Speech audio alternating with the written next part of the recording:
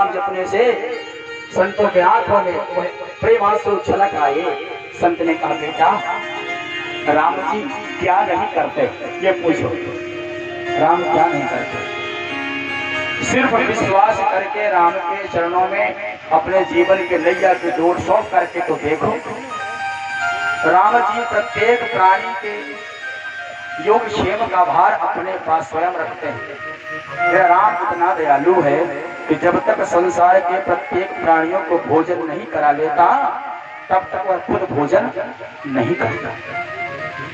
जब तक संसार के प्रत्येक प्राणियों को मेरा राम भोजन नहीं करा लेता, तब तक स्वतः भोजन नहीं करता। संत ने कहा, मलूक ने कहा, मैं इस बात को मानने को तैयार नहीं हूँ, राजी नहीं हूँ। तो संत ने कहा, कैसे मानोगे? मलूक ने कहा, यदि तुम्हारा राम हमें भोजन करा दे, मैं कुछ कर्म ना करूं और मुझे भोजन करा दे, तो मैं मानूंगा कि तुम्हारा राम सबको भोजन कराता है। संत ने कहा, ठीक है, मैं कहता हूं, मुझे विश्वास है कि राम सबको खिलाता है। दुनिया का दाता राम है, दुनिया का भरण पोषण करने वाला राम है। मलूक ने कहा, तो ठीक है, आज तुम्हारा राम हमको खिलाए तो मैं मानूंगा कि राम सबका ख्याल रखते हैं। संत जी से कहा मलूक ने, यदि तुम्हारे राम ने आज मुझे भोजन नहीं करा पाए तो क्या करोगे? संत जी ने कहा, मैं सरयू नदी के जल में जल समाधि लेकर के प्राण का त्याग कर दूंगा।